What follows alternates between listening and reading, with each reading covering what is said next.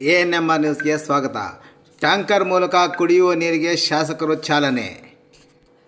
Tanker ಒಂದನ್ನು ವೈಯಕ್ತಿಕವಾಗಿ ಖರೀದಿ ಮಾಡಿ ನಗರದಲ್ಲಿ ಕುಡಿಯುವ ನೀರು ಸರಬರಾಜಿಗೆ ಮುಂದಾಗುವುದಾಗಿ ಹೇಳಿದ್ದ ಶಾಸಕ ಎಂ ಕೃಷ್ಣಾರೆಡ್ಡಿ ಇಂದು ಆಶ್ರಯ ಬಡಾವಣೆಯಲ್ಲಿ ಟ್ಯಾಂಕರ್ ಮೂಲಕ ನೀರು ಸರಬರಾಜು ಮಾಡುವ ಕಾರ್ಯಕ್ರಮಕ್ಕೆ ಇಂದು ಚಾಲನೆ ದೊರಕಿಸಿಕೊಟ್ಟರು.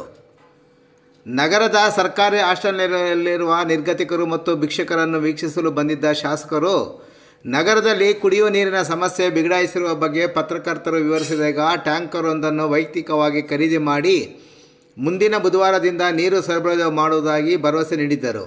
ಅದರಂತೆ ಇಂದು ಚಾಲನೆ ದೊರಕಿಸಿಕೊಟ್ಟರು. ಇನ್ನು ಸಾರ್ವಜನಿಕರಿಗೆ 10,000 ಮಾಸ್ಕ್ ವಿತರಣೆ ಮಾಡುವುದಾಗಿ ಹೇಳಿದ್ದ ಶಾಸಕರು ಇಂದು ಮೊದಲ ಹಂತದಲ್ಲಿ ಆಶ್ರಯ ಬಡಾವಣೆ, ಪೊಲೀಸ್ ಇಲಾಖೆ ಮತ್ತಿತರರಿಗೆ ಇಂದು 4,000 ಮಾಸ್ಕ್ಗಳನ್ನು ಸಹ ವಿತರಣೆ ಮಾಡಿದರು.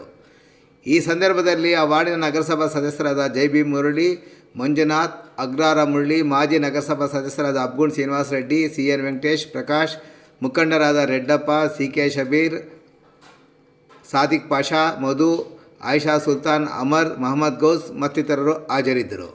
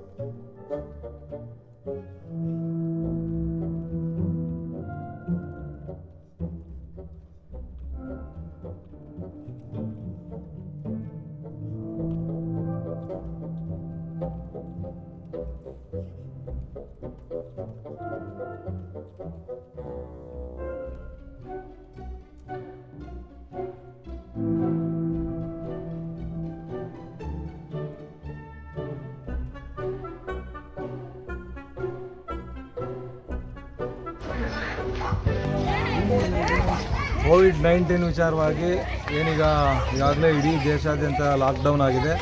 ಹಾಗಾಗಿ ನೀರಿನ ಸಮಸ್ಯೆ ಕೂಡ ಭಾಳಷ್ಟು ಹೆಚ್ಚಾಗಿತ್ತು. ನಾವು ಕಳೆದ ವಾರ ಉಚಿತವಾಗಿ ಸೋಮವಾರ ಅಥವಾ ಬುಧವಾರದಿಂದ ಉಚಿತವಾಗಿ ನೀರು ಸರಬರಾಜು ಮಾಡ್ತೀವಿ ಅನ್ನೋಂಥದ್ದನ್ನು ಹೇಳಿದ್ವಿ. ಹಾಗಾಗಿ ಇವತ್ತು ಪ್ರಾರಂಭ ಮಾಡಿದ್ವಿ. ಇದು ಪ್ರತಿದಿನ ಇರುತ್ತೆ. ಇದು ಕೇವಲ ಲಾಕ್ಡೌನ್ ತೆಗೆದುಕೊಳ್ಳುವಂಥ ಅಂದರೆ ಇದು ರಿಲೀವ್ ಆಗುವಂಥದ್ದಲ್ಲ, ನಿರಂತರವಾಗಿ ಇದು ಉಚಿತವಾಗಿ ನೀರು ಸರಬರಾಜು ಮಾಡುವಂಥದ್ದನ್ನು ಮಾಡ್ತೇವೆ.